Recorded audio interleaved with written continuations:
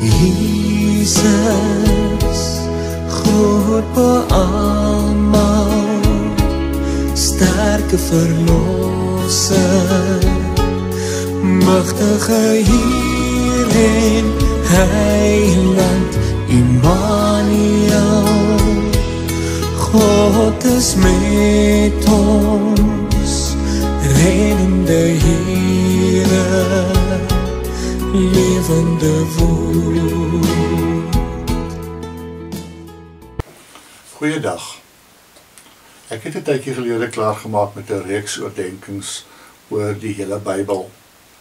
Een van my doelstellings daarmee was om te probeer om die samehang van al die verskillende Bybelboeke aan te toon. Ek het intussen op 'n waardevolle werk van professor Adriel Koenig afgekom, wat presies dit op 'n meesterlike wyse doen. Die boek se naam is Alle paaie lei na Jesus, en ek wil graag 'n paar van sy gedagtes met julle deel. Hy begin met die vraag: is die Bybel regtig so 'n deurmekaar boek? Kan 'n mens regtig die Bybel gebruik om net omtrent enige standpunt te probeer verdedig? Ek weet mense doen dit, maar laat hulle daarmee reg aan die Bybel geskied.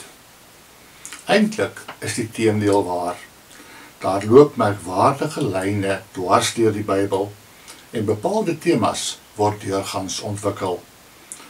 En daar moes veral in Jesus se lewe en optrede 'n merkwaardige rykdom en verskeidenheid gewees het, dat die skrywers van die Nuwe Testament hom in soveel verbande plaas, soveel profesieë in hom in vervulling sien gaan, en soveel aansprake maak oor sy oorweldigende betekenis. Daar is 'n sin waarin hy die groot verskeidenheid temas van die Ou Testament soos 'n magneet saamtrek in homself. 'n Mens kan skaars dink aan enige belangrike saak in die Ou Testament wat nie op een of ander manier in die Nuwe met Jesus verbind word nie. Wat in groot ontnigtering bly, is die radikale manier waarop daar na die koms van Jesus met gebruike in die Ou Testament gebreek is, soos byvoorbeeld die tempelkultus, soos Hebreërs dit beskryf, en die besnydenis, Galasiërs 2. Getroue Jode het tog vir eeue God se voorskrifte oor offers en feeste ernstig geneem. Vir hulle moes dit 'n onvoorspelbare skok wees om dit alles die drein te sien afgaan. Dat is dalk 'n bietjie makliker gemaak deur die toestroming van nie-Joodse gelowiges wat nie al hierdie gebruike geken het nie.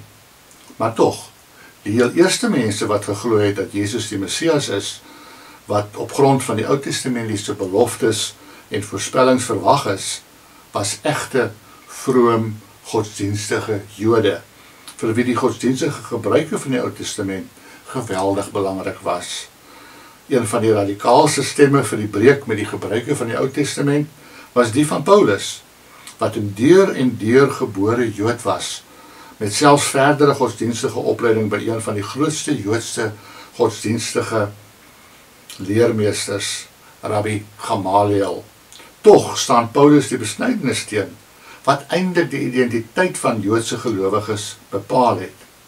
Om dit te kon hanteer, moes hulle vooraf op 'n oorweldigende manier deur Jesus aangegryp gewees het. Hulle liefde vir hom moes hulle as dit ware blind gemaak het vir hulle eeueoue godsdienstbeoefeninge in ooreenstemming met die voorskrifte van die Here. Die Bybel leer ons beslis, alle paaie lei na Jesus. Kom ons bid saam. Dierbare Here Jesus, dankie dat in U al die baie beloftes en voorspellings van die Ou Testament in vervulling gegaan het.